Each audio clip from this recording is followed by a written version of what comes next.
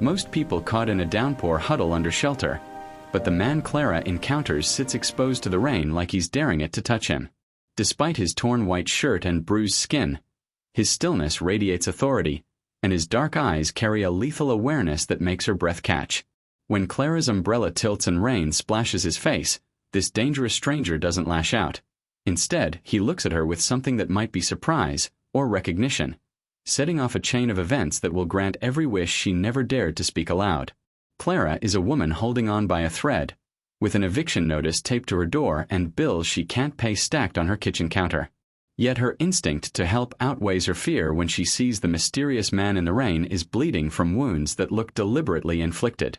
Ignoring every warning her mind screams, she brings him into her cramped apartment to patch him up, only to discover he speaks in fragments and watches her with the intensity of someone assessing a threat or a lifeline. As Clara learns his name is Storm, the two form a fragile connection built on silence and stolen glances, but the man she sheltered is far more than a victim of street violence. Unknown to her, he is Storm Kong, a feared Korean mafia boss who is ambushed by rival syndicates and left for dead in the rain. The story follows Clara as she uncovers the shocking truth of Storm's identity, his world of calculated violence and absolute power, and a dangerous underworld where her simple act of mercy becomes the only thing standing between a ruthless king and his complete destruction, or his redemption. If you believe in kindness to strangers, hit that like button and join us as this story unfolds. Now let's continue. Clara's hands trembled as she pressed the vodka-soaked cloth against the gash splitting his ribs. The man, Storm, he'd rasped when she asked, didn't flinch, didn't hiss through his teeth or grip the edge of her second-hand couch. He just sat there in her cramped living room, shirtless and dripping rainwater onto her only decent towel, watching her with eyes so black they seemed to swallow the weak lamplight whole. She should have called the police. Should have left him in that alley where men like him belonged. Men with split knuckles and tattoos crawling up their torsos like warnings written in ink. But Clara had never been good at doing what she should. Her mama used to say her heart was too soft for a world this sharp, and maybe she was right, because here she was, stitching up a stranger who looked at her like she was something to be studied, dissected, understood before being eliminated. This is going to hurt, she whispered, threading the needle she'd sterilized over her stove's open flame. Her apartment smelled like rain and copper and the instant ramen she'd burned 3 hours ago, back when her biggest problem was making $50 stretch until Friday. Storm's jaw tightened almost imperceptibly. That was all. His gaze never left her face, tracking every flutter of her lashes, every nervous dart of her tongue across her bottom lip. It was the kind of attention that made her skin prickle, made her hyper-aware of how close she was kneeling between his legs, how her cheap cotton tank top had gone transparent from the rain she'd walked through to get them both home. She pushed the needle through skin. His breath hitched, just once, but his eyes stayed locked on hers with an intensity that felt like a physical touch. Clara had been invisible her whole life. The girl people's gazes slid past in grocery stores, the one men looked through on her morning commute. But Storm watched her like she was the only solid thing in a world gone liquid, like if he blinked she might dissolve into the rain still hammering against her window. You do this often. His voice was gravel and silk, the kind of voice that belonged in darkened rooms making promises it had no intention of keeping. Pick up strays. You're my first. She tied off the stitch, fingers steadier now that she had something to focus on besides the way his presence seemed to fill her entire apartment, pressing against the walls, making the space feel both smaller and more significant. Congratulations.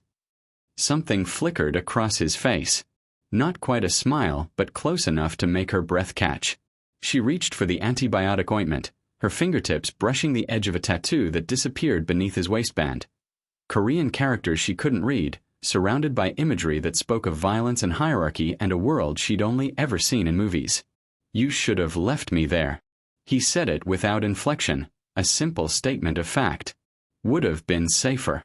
Clara met his eyes as she smoothed ointment across the worst of his cuts, watching him watch her with that predatory stillness that should have terrified her. Maybe it did. Maybe that's why her pulse was hammering in her throat, why she felt like she was standing at the edge of something vast and dark and irreversible. Probably, she agreed, reaching for the gauze. But I didn't. For the first time since she'd dragged him up 3 flights of stairs, something shifted in his expression. The lethal assessment softened into something else, something that looked almost like confusion. Like he'd expected her to be afraid, expected her to see what he was and recoil, and her refusal to perform that particular script had disrupted some carefully maintained equation in his head. Storm leaned back against her couch, muscles relaxing by degrees so subtle she almost missed them. His eyes never left her face, but the weight behind them had changed. He was still watching, still cataloging, still dangerous in ways she probably couldn't imagine. But now he was watching like a man trying to solve a puzzle he'd never encountered before. Like Clara herself was the mystery worth bleeding for. Will Clara regret bringing this dangerous stranger home? Subscribe and turn on notifications so you don't miss the reveal. Storm woke to darkness and the sound of Clara's breathing. 3 days on her couch had taught him the rhythm of her. How she moved through the apartment like she was apologizing for taking up space. How she rationed her coffee like it was liquid gold. How she pretended the stack of bills on her counter didn't exist. He'd been cataloging her patterns the way he cataloged everything. Threats, assets, weaknesses waiting to be exploited. Except Clara wasn't supposed to become something he wanted to protect. He shifted, testing the pull of the stitches she'd sewn with hands steadier than a back-alley doctor's. The pain was manageable, which meant he was healing, which meant he'd overstayed his welcome in this shoebox apartment with its flickering lights and walls so thin he could hear her neighbor's television through the plaster. He should have been gone by now. Should have made contact with his men, reclaimed his empire, dealt with the rats who'd thought a bullet and a rainy alley would be enough to end him. But he'd stayed. 3 nights watching her eat instant noodles for dinner, watching her iron the same interview blouse over and over, watching her practice smiles in the bathroom mirror like confidence was a language she'd never quite learned to speak fluently. The eviction notice was pinned to her refrigerator with a magnet shaped like a sunflower. Cheerful. Grotesque. Storm had memorized every word the first night. 30 days to vacate, 3 months past due, final notice before legal action. The landlord's name was printed at the bottom. Richard Castellano, property manager. A man who probably thought himself untouchable in his little fiefdom of crumbling apartments and desperate tenants. Storm slid off the couch, bare feet silent on her worn linoleum. Clara's bedroom door was cracked open, and through the gap he could see her curled on her side, one hand tucked under her cheek like a child. She'd given him her only blanket. Had been sleeping in an oversized sweatshirt for 3 nights because she thought he didn't notice. Thought he wouldn't see how she shivered in her sleep. His ribs ached as he moved to her kitchen window, but the pain was useful, grounding. Reminded him what happened when you let your guard down, when you trusted the wrong smile in a room full of vipers. Park Jin-ho would pay for that miscalculation. They'd all pay. But first, Storm pulled the burner phone from the inner pocket of his jacket, the one Clara had dried and folded with the kind of care people reserved for things they thought were valuable.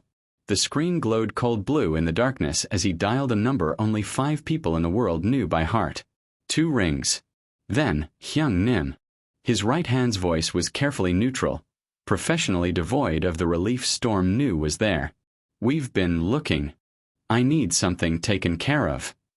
Storm kept his voice low, barely above a whisper, his eyes on Clara's door. Quietly. A pause. Then, of course. What do you need? Storm rattled off the address, the landlord's name, the amount.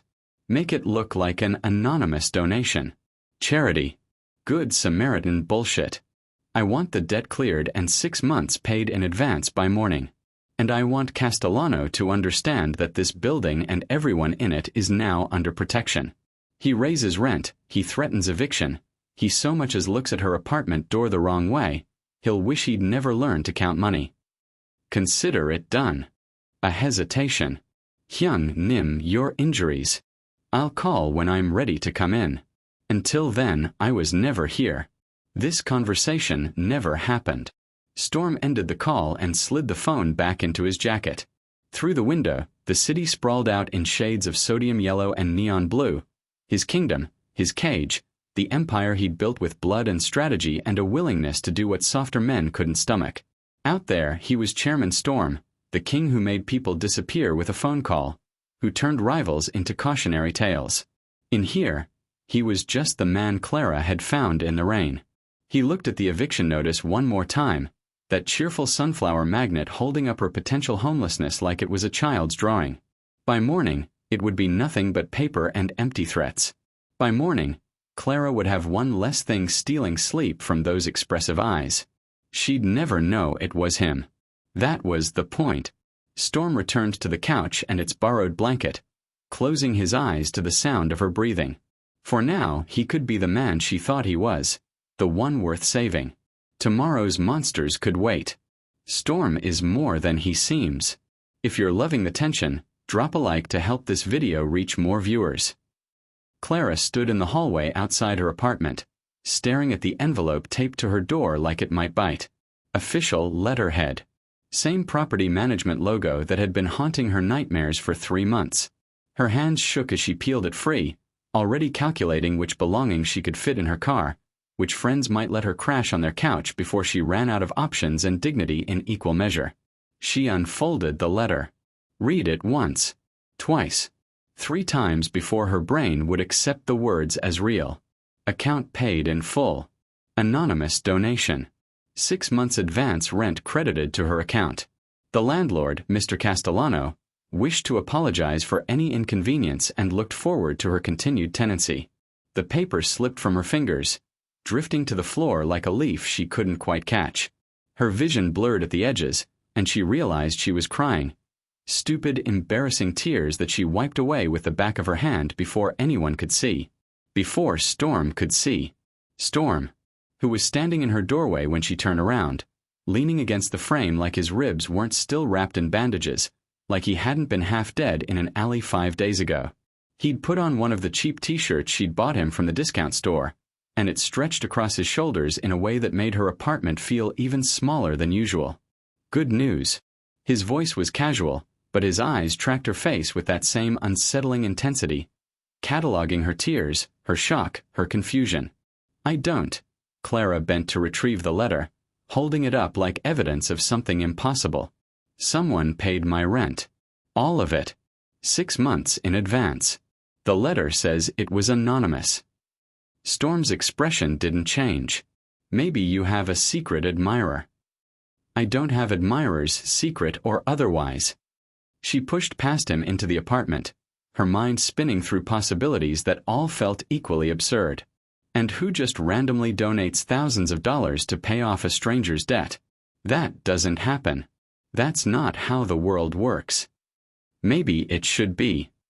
She turned to look at him, really look at him, at the way he stood too still, at the careful blankness of his face that somehow felt like a mask. You know something. I know a lot of things. He moved to the window, hands in his pockets, his reflection ghosting across the glass. I know you've been eating 1 meal a day so you could afford to keep feeding me. I know you sold your laptop last week. Saw the pawn receipt in your trash. I know you've been lying awake at night doing math that doesn't add up no matter how many times you run the numbers. Clara's throat tightened. She'd been so careful, so conscious of not making him feel like a burden, of not letting him see how close to the edge she was teetering. That's not your problem. No, he agreed, still looking out at the city. It's not. But apparently someone decided it was theirs. She wanted to push, wanted to demand answers to questions she couldn't quite formulate, but something in his posture stopped her. He looked like a man holding something fragile, something that might shatter if she pressed too hard. So instead, she sank onto the couch and read the letter again, trying to make sense of a miracle she hadn't prayed for. My mama used to say that God works in mysterious ways, she said finally. But this feels less like God and more like... Like what? Like someone who knows how to make problems disappear. She met his eyes in the window's reflection. The letter says Mr. Castellano apologized. He's never apologized for anything in his life. Last month he called me a... She stopped, shook her head. People like him don't just suddenly develop consciences. Storm turned from the window, and for just a moment, she saw something dangerous flash across his face, something that reminded her of the man she'd found bleeding in the rain, the one who'd sat in that alley like he owned it, like the world bent to his will even when it was trying to kill him. Maybe he finally learned some manners, Storm said quietly. Or maybe he remembered that some people are worth protecting. Clara clutched the letter to her chest, her heart hammering against her ribs. She should feel relieved, grateful, free. Instead, she felt like she'd just been handed the first piece of a puzzle she wasn't sure she wanted to solve. How far would you go to protect someone who helped you? Let us know in the comments and subscribe for more Mafia romance. Storm's eyes opened at 2:47 a.m. to a silence that wasn't quite silent enough. 7 years of survival had taught him to trust his instincts before his rational mind caught up, and right now every instinct was screaming that something in the hallway had shifted, that the building's natural rhythm had been interrupted by something that didn't belong. He lay motionless on the couch, breathing steady, listening past Clara's soft snoring through her bedroom door. There, the creak of a floorboard outside her apartment, weight distributed carefully, professionally.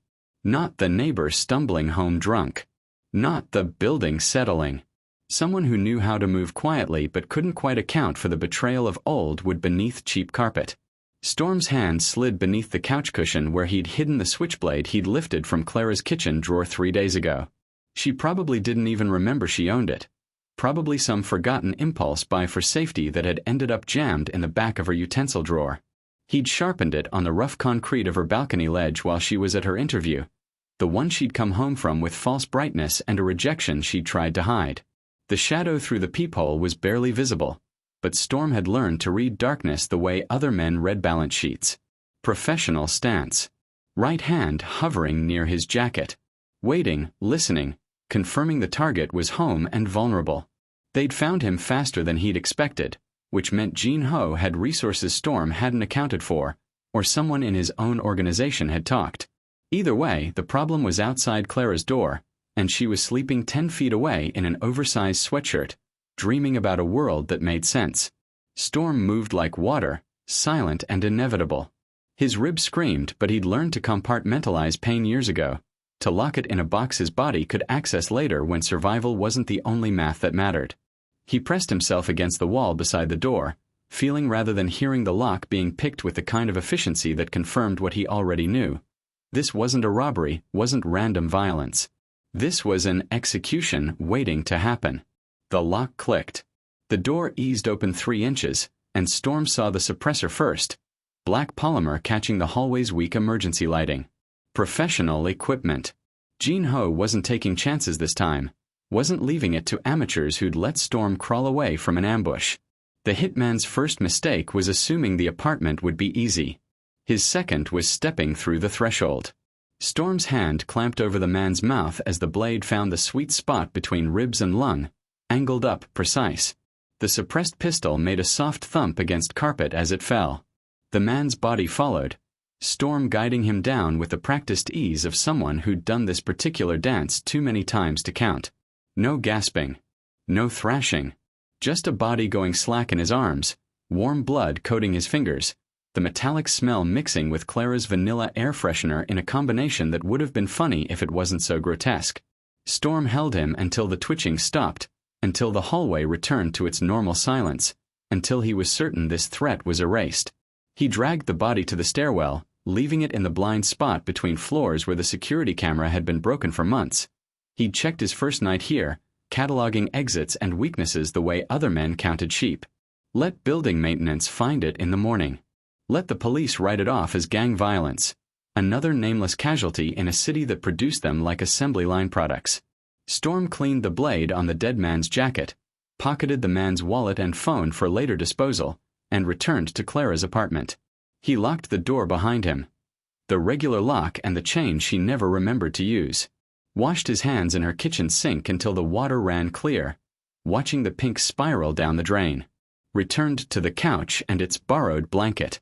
Through her bedroom door, Clara's breathing never changed. Steady, peaceful, unaware that death had stood 3 feet from where she slept, that the man she'd saved had just killed to keep her safe, that her act of kindness had painted a target on her back she didn't even know existed. Storm closed his eyes and let his heartbeat slow, let his body process the adrenaline, let himself pretend for a few more hours that he was just a man recovering on a stranger's couch. But in the morning, he'd need to make another call. Because if they'd found him once, they'd find him again, and next time Clara might wake up before he could stop what was coming. The danger is getting closer. Support the channel by hitting like if you want to see Storm's protective side unleashed. Clara's hand trembled against Storm's jaw, her thumb tracing the sharp edge of bone like she was memorizing something she knew she'd lose. They'd been dancing around this for days. The weight of his stare, the catch in her breath when he moved too close, the electricity that lived in the space between almost touching and the surrender of contact. "I should tell you to leave," she whispered. They were standing in her kitchen at midnight, the city's ambient glow painting them in shades of blue and shadow. She'd found him making tea, shirtless, his tattoos on full display like promises written in ink she couldn't read. "You should." His voice was rough, pitched low in a way that made her stomach tighten. "But you won't." She should have been offended by his certainty, by the arrogance of a man who thought he could read her like a book with large print. Instead, she closed the distance between them, her palms flat against his chest where his heart hammered against her touch. His skin was fever warm, the muscles beneath taut with a restraint that felt like violence turned inward. "Why are you still here?" Her fingers traced the edge of a bandage, feeling his breath catch. "You're healed enough to leave. So why?" Storm's hand came up to cup her face, his thumb brushing her bottom lip with a gentleness that contradicted everything dangerous about him. "You know why." And she did, God help her, she did. Could see it in the way he watched her move through rooms, in the way his body angled toward hers like a compass finding north, in the careful distance he'd been maintaining because he knew. They both knew that once they crossed this line, there'd be no going back to whatever safe fiction they'd been telling themselves. Clara rose on her toes, her mouth a breath away from his, close enough to taste the mint tea on his lips. His other hand settled on her hip, pulling her against him, and the kiss when it came was inevitable, was gasoline meeting spark, was every careful wall she'd built around herself crumbling into ash. Storm kissed like he did everything else, with total focus, with an intensity that made her forget her own name. His hand slid into her hair, angling her head back as he deepened the kiss, and Clara heard herself make a sound she didn't recognize, desperate and wanting and utterly shameless. She was reaching for the button of his jeans when the living room window exploded inward. Glass erupted across her apartment in a crystalline wave. Storm moved before her brain could process what was happening, his body slamming into hers, driving her to the floor behind the kitchen counter as the first suppressed gunshot punched into the wall where her head had been. Plaster dust rained down, mixing with the glittering cascade of shattered glass. "Stay down." Storm's voice had changed, gone cold and flat and utterly devoid of the heat that had been there 3 seconds ago. He was moving before she could respond, flowing across her apartment with a lethal grace that stopped her breath. 3 men came through the window, black tactical gear, faces masked, weapons raised. Storm met the first one with his bare hands, redirecting the rifle's barrel with a practiced efficiency that spoke of muscle memory deeper than thought. The crack of bone echoed through her apartment. Nose or jaw, Clara couldn't tell through her shock, before Storm stripped the weapon and used it like a club, dropping the second man with a strike that left him crumpled on her floor. The third man got a shot off. The bullet carved a line across Storm's shoulder, blood spraying in a fine mist, but Storm didn't slow. Didn't even flinch. He closed the distance like a predator on wounded prey, and what happened next was too fast, too brutal, too practiced to be anything but what he really was. Not a victim. Not a wounded stranger. A weapon, honed and lethal and absolutely in control. 2 more men came through her front door, kicked in, the chain snapping like cheap wire. Storm dropped the rifle and pulled a pistol from the first man's holster in one fluid motion. 2 shots, 2 bodies falling. Professional headshots that painted her sunflower magnet with arterial spray. The apartment fell silent except for Clara's ragged breathing and the ringing in her ears. Storm stood in the center of her living room, surrounded by bodies and broken glass and the ruins of whatever illusion she'd been clinging to. Blood ran down his arm from the shoulder wound, dripping onto her floor in a steady rhythm. He turned to look at her, and his eyes, God, his eyes, held no apology, no explanation, just a cold assessment that made her realize he was calculating whether she was a liability or an asset. Clara. Her name in his mouth sounded like a warning. "We need to leave. Now." Clara's legs wouldn't stop shaking. Storm had her pressed against the stairwell wall, his body a shield between her and the carnage in her apartment, his hand gentle on her arm despite the blood dripping from his shoulder. She could hear sirens in the distance, getting closer, and part of her wanted to run toward them, to throw herself at whatever authority might make sense of this nightmare. Listen to me. Storm's face was inches from hers, his eyes searching hers with an urgency that felt like desperation.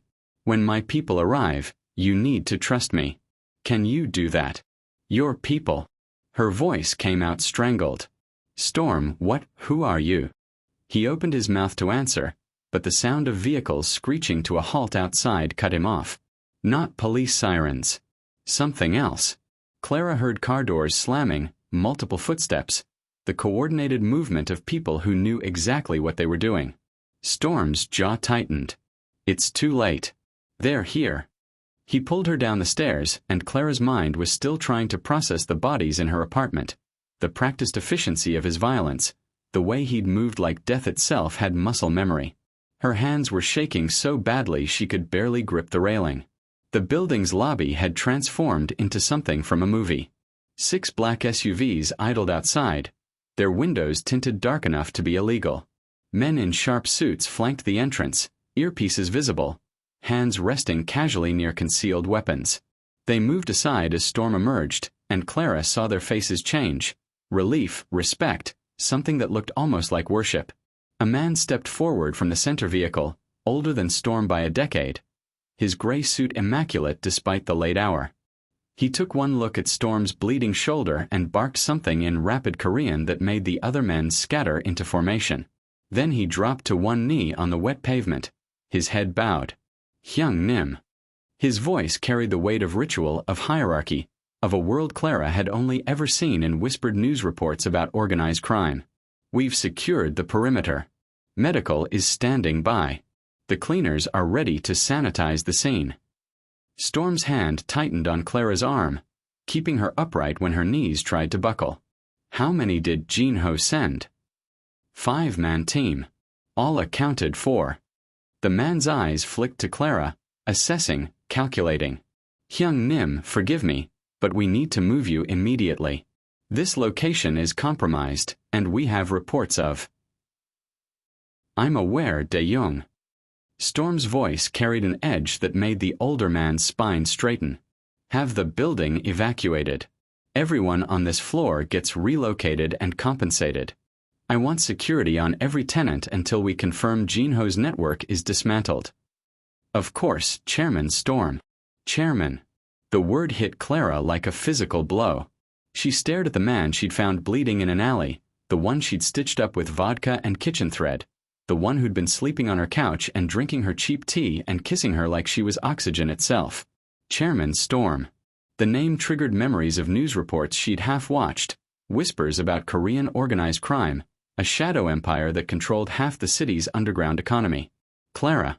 Storm turned to her, and his face, God. His face held something that might have been regret if men like him were capable of such human emotions. I need you to come with me. It's not safe here anymore. Not safe. Her laugh came out broken, hysterical. Those men came for you. They shot at us because of you. My apartment, my home, everything. Her voice cracked. Who are you? Storm reached for her face, but she flinched back.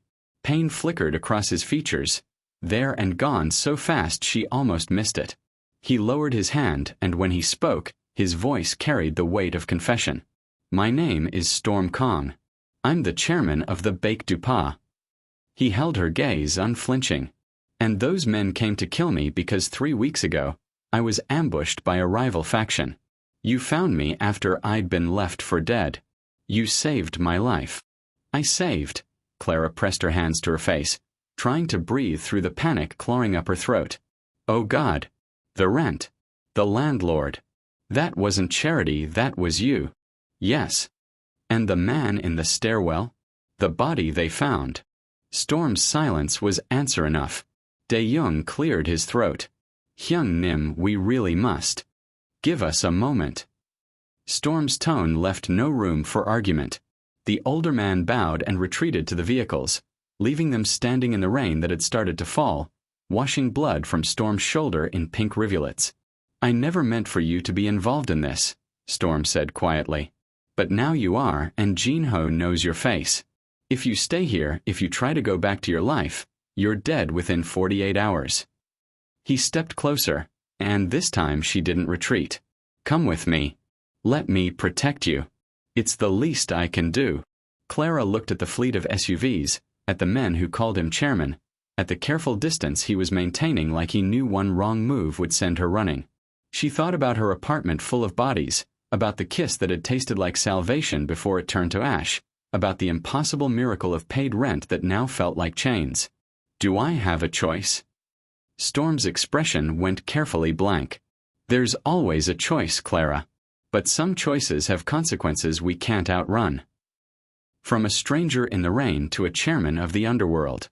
Like this video if you love a powerful transformation.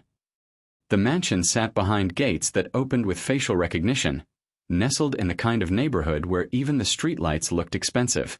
Clara watched through the SUV's tinted windows as they wound up a private drive lined with security cameras disguised as landscape lighting. Every luxury on display felt like an indictment, like evidence of a world built on the kind of violence she'd just witnessed in her apartment. Storm hadn't spoken during the 20-minute drive. He sat across from her in the vehicle's leather interior, his shoulder freshly bandaged by a doctor who'd appeared and disappeared without ever making eye contact with her. Dae-Young drove with the quiet efficiency of someone who'd made this trip 1,000 times, and Clara felt like she was being transported to a prison with crown molding. The house was obscene in its beauty. Marble floors reflected the glow of crystal chandeliers. Floor-to-ceiling windows overlooked manicured gardens that probably cost more to maintain than her annual salary. Original artwork lined the walls, pieces she recognized from museum catalogs, the kind normal people only saw behind velvet ropes. This was wealth that didn't whisper, it screamed, and every expensive surface felt contaminated by the knowledge of how it had been purchased. Your room is upstairs, second door on the left. Storm stood in the foyer, maintaining the careful distance he'd kept since she'd flinched away from his touch. You'll find clothes in your size in the closet. Bathroom is en soot. If you need anything. How many people have you killed? The question came out flat, emotionless. Clara was beyond shock now, operating in that strange numb space where nothing felt quite real. Storm's jaw tightened. Does it matter? Yes. She forced herself to look at him, really look at him. The same man who'd helped her fold laundry, who'd made tea in her kitchen at midnight, who'd kissed her like she was something precious. It matters to me. More than I can count. He said it without inflection, without apology. Some deserved it. Some were just in the way. That's the world I live in, Clara. That's who I am. She wrapped her arms around herself, suddenly freezing despite the mansion's perfect climate control. The man in the stairwell. Did he have a family? Probably. Storm moved to the window, his reflection ghosting across the glass. Most of Jinho's men do. Wives. Children. People who'll cry at funerals and never know the truth about what their husbands and fathers really did for money. And that doesn't bother you? I stopped letting it bother me when I was 16 and someone put a gun in my hand for the first time. He turned to face her, and his expression was carved from stone. You want me to tell you I'm a good man? That I had no choice. That circumstances made me this way. I won't lie to you, Clara. I chose this life. I'm good at it. And until 3 weeks ago, I never questioned whether the blood on my hands was worth the empire it built. Clara's throat tightened. Until 3 weeks ago. Until you. His voice dropped to something raw, something that sounded almost like pain. Until some woman with more kindness than sense dragged a monster out of the rain and stitched him back together. Until I watched you eat instant noodles for dinner so you could afford to feed a stranger. Until I realized that people like you actually exist in a world I thought I understood. Don't. She held up a hand, blinking back tears that felt like betrayal. Don't make this about me. Don't act like I'm some kind of redemption story for you. I'm not your salvation, Storm. I'm just someone stupid enough to think a wounded man needed help. You're right. He nodded slowly. You are stupid. You're also the bravest person I've ever met, and the fact that you can't see that tells me everything I need to know about the world that taught you to make yourself small. A woman appeared in the doorway, mid-40s, severe bun, expensive suit that screamed executive assistant. She bowed slightly to Storm before addressing Clara in perfect English. "Miss Clara, I'm Mrs. Pack. I manage the household. If you'll follow me, I'll show you to your quarters and ensure you have everything you need." Clara wanted to refuse, wanted to demand Storm take her anywhere but here, but exhaustion crashed over her like a physical weight. Her apartment was a crime scene. Her life was in ruins. And the man who'd caused it all was looking at her like she'd personally reached into his chest and rearranged something fundamental. "This is temporary," she said, meeting Storm's eyes. "I'm not staying in your gilded cage." "I know." Something flickered across his face that might have been respect. "But while you're here, you're safe. That's all I can offer you right now." Clara followed Mrs. Pack up the sweeping staircase, feeling Storm's gaze on her back like a brand. The room she was led to was larger than her entire apartment, decorated in soft grays and whites that probably cost more than her car. A wall of windows overlooked the gardens, and she could see security patrol the perimeter with the regularity of clockwork. She was safe. She was trapped. And somewhere in this mansion, the man she'd started falling for was actually a king of violence who'd just admitted he'd lost count of his victims. Clara pressed her forehead against the cool glass and finally let herself cry. Can love survive a world of secrets? We're nearing the climax. Make sure you're subscribed so you don't miss the ending. Clara found Storm 3 days later in a room she'd been told never to enter. She pushed through the mahogany doors anyway, past the startled guard who reached for his weapon before recognizing her face, into what could only be described as a war room. Maps covered one wall, photographs of men with red X's marked through their faces. Laptops displaying encrypted communications. A table covered in weapons laid out with surgical precision. Storm stood at the center of it all, phone pressed to his ear, speaking rapid Korean in a tone that made the 3 men around him flinch. He was in his element here, dressed in a black suit that probably cost more than her old rent, hair slicked back, every inch the chairman his people called him. This was the king, not the wounded man who'd watched her with curious eyes while she stitched his ribs. He saw her and ended the call mid-sentence. Everyone out. The room emptied in seconds, the door closing with a soft click that felt like a guillotine falling. Storm set down the phone with deliberate care, and when he looked at her, she saw exhaustion etched into the lines around his eyes. He hadn't been sleeping. Neither had she. "You shouldn't be in here," he said quietly. "I've been thinking." Clara moved deeper into the room, past the evidence of his empire, past the photographs of dead men. "About what you said. About choosing this life. About being good at violence. Clara, I love you." The words came out steady, certain, even though her heart was hammering hard enough to crack ribs. "I love the man who made tea in my kitchen at midnight. The one who noticed I sold my laptop. The one who looked at me like I was worth protecting even when he could barely stand. I love that man so much it terrifies me." Storm's expression cracked, something raw and desperate bleeding through his careful control. He took a step toward her, but she held up a hand, stopping him. "But I hate the boss." Her voice broke on the last word. "I hate Chairman Storm. I hate the man who counts bodies instead of blessings, who built an empire on blood and calls it success. I hate that version of you so much I can barely breathe when I look at these walls." They're the same person. Storm's hands curled into fists at his sides. "You can't separate them, Clara. I am both. I've always been both. I know." She moved to the wall of photographs, studying the faces of men marked for death, each one somebody's son, somebody's father. "And that's the problem, isn't it? Because the man I love is drowning in the boss you've become, and I don't know how to save one without destroying the other." Storm crossed the room in 3 strides, his hands framing her face with a gentleness that contradicted everything surrounding them. "You can't save me. I've done things that don't wash off, Clara. Things that should make you run as far from me as possible." "I know." She covered his hands with hers, feeling them tremble against her skin. "But I'm not asking you to erase the past. I'm asking you to choose a different future." "What future?" His laugh was bitter. I'm chairman of the Bec du Pas. I can't just walk away.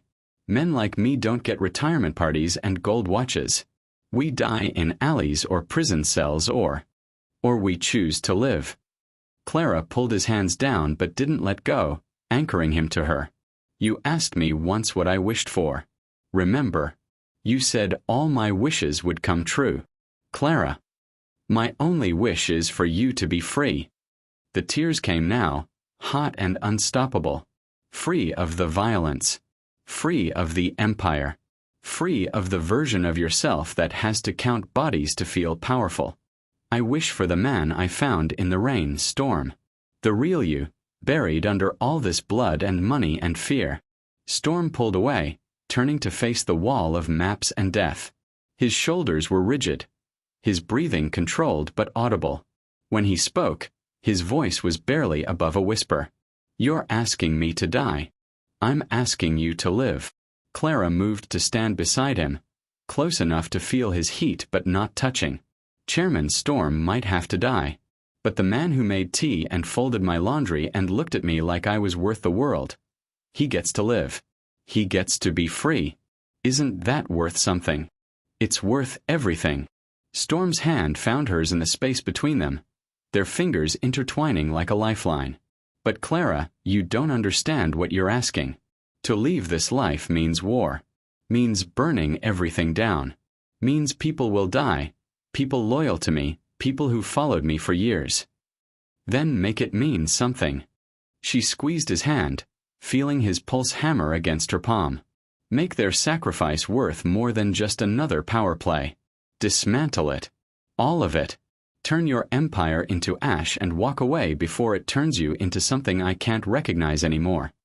Storm looked at their joined hands, at the contrast of her brown skin against his, at the impossible connection between a woman who saved strays and a man who'd spent 15 years becoming a monster. If I do this, if I try, there's no guarantee we survive. Jean Ho isn't the only threat. There are people in my organization who'd rather see me dead than see the Bec du Pas dissolve. I know. You could die because of me. Because of this choice. I could die tomorrow crossing the street. Clara turned to face him fully, forcing him to meet her eyes. But at least I'd die knowing I tried to save someone worth saving. Can you say the same about the life you're living now? Storm pulled her against him, burying his face in her hair, and she felt his body shake with something that might have been a sob or a laugh or the death rattle of a king accepting his execution. You're going to ruin me, he whispered against her temple. Completely and utterly destroy everything I've built. Good, Clara whispered back, holding him like he was something precious instead of dangerous. Then maybe we can build something better from the ashes. Clara's heart is on the line. If you're rooting for her, smash that like button right now. The attack came at dawn, which Storm had predicted down to the 15-minute window. He stood in the mansion's security center watching feeds from 30 cameras as black vans converged on the property from 3 directions. Jean Ho had finally grown impatient, had finally made the mistake Storm had been waiting for, committing everything to one decisive strike. How many?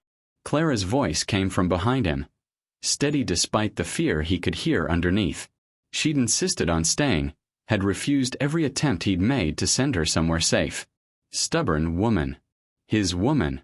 40, maybe 50. Storm pulled up thermal imaging, watching heat signatures spread across his property like a virus. Jean Ho brought the Minpa and the Jade Dragons. He's promising them my territory if they help him take me down. That's a lot of people. It is. Storm turned to face her, memorizing the way morning light caught in her eyes, the determined set of her jaw. If this went wrong, this might be the last time he saw her standing instead of bleeding. But they're walking into a trap they can't see. De Jong entered with 6 of Storm's most trusted men, all of them armed, all of them wearing expressions that said they'd follow their chairman into hell if he asked. And Storm was about to ask for exactly that. Hyung Nim, we're ready. De Jong's voice was calm, professional, betraying nothing of the suicide mission they were about to execute. All positions are set. The moment you give the word. I need you to understand something first. Storm looked at each of them in turn, These men who'd bled for him, killed for him, built an empire at his command. What happens today ends the Bake du Pas. All of it. No matter who survives, the organization dies here. Silence. Then one of the younger men, Min-suk, barely 23, spoke up. Hyung Nim, we don't understand. You will. Storm pulled up a schematic on the main screen, showing the property's layout and the positions he'd spent 3 days preparing. Jin-ho thinks he's attacking a stronghold. He's actually walking into a kill box. But we're not just taking out Jin-ho today. We're taking out everyone, every rival boss, every lieutenant who's been circling like vultures. They all came because they smell blood. They're about to drown in it. Clara's hand found his, squeezing once. Permission. Benediction. The strength to do what needed doing. After today, there's no Bake du Pas to return to, Storm continued. I've already transferred all legitimate assets into a foundation. The illegal operations get turned over to the feds. Every contact, every corrupt official, every dirty transaction documented and delivered. Clean slate. Scorched earth. You're destroying everything we built. Dae-young's voice held no accusation, just statement of fact. Yes. Storm met his oldest friend's eyes. And giving you all a chance to walk away while there's still time. New identities are ready. Money is secured in accounts Jin-ho can't touch. You've earned your freedom. Today you take it. The first explosion rocked the mansion's east wing, exactly where Storm had planted the charges himself, exactly where thermal imaging showed Jin-ho's main force breaching. The building's security system began its pre-programmed evacuation sequence.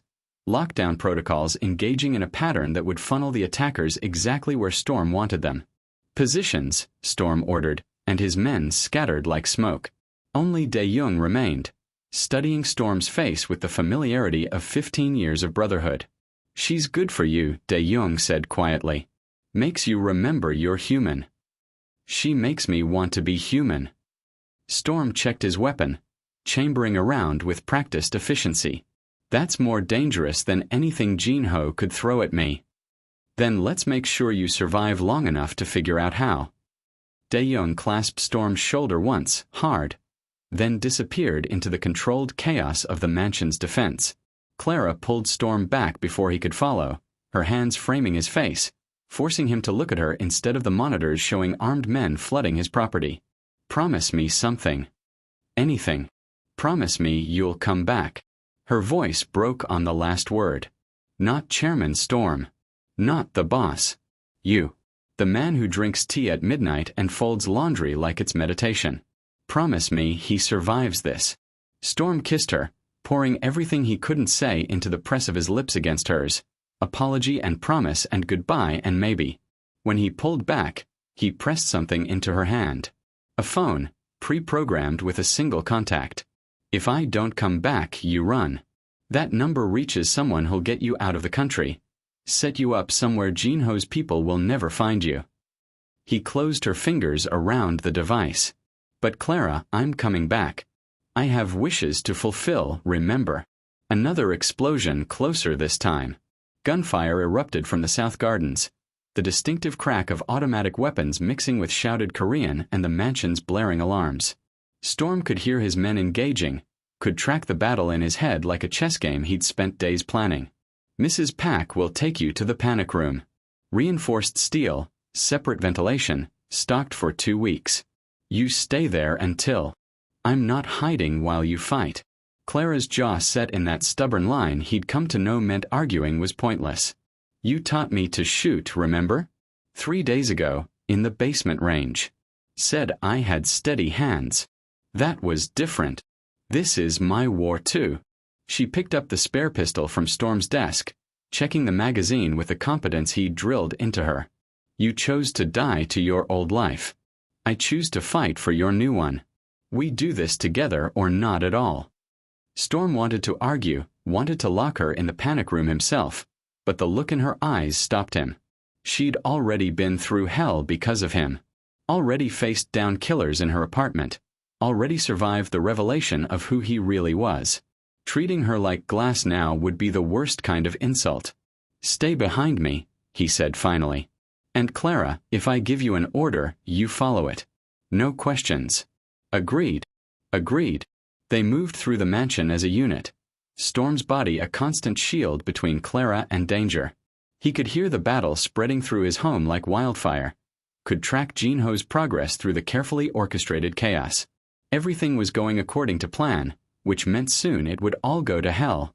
That's when plans mattered most. The main hall was a war zone. Bodies littered marble floors Storm had walked across 1,000 times. His men held positions behind overturned furniture, trading fire with Jinho's forces who'd made it past the outer defenses. Storm assessed the battlefield in seconds, cataloged threats and advantages, then stepped into the open with the kind of confidence that came from knowing every angle, every line of sight, every weakness in his own home's design. Jinho. His voice cut through the gunfire like a blade. You wanted Chairman Storm? Here I am. Let's finish this. The shooting stopped.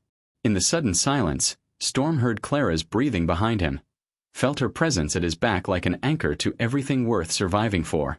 Jinho emerged from behind the ruined grand staircase, flanked by men Storm recognized, lieutenants from 3 organizations, all of them here for their piece of his empire. Jinho smiled, and it was the smile of a man who thought he'd already won. You've made this too easy, Storm. Walking out like some kind of samurai looking for an honorable death. This isn't a movie. This is business. You're right. Storm's hand moved to the detonator in his pocket, the one connected to charges he'd spent 3 days placing throughout the mansion's foundation. This is business. And I'm closing up shop. He pressed the button. The world erupted. The final showdown is here. To see more epic stories like this, subscribe and help us grow our channel.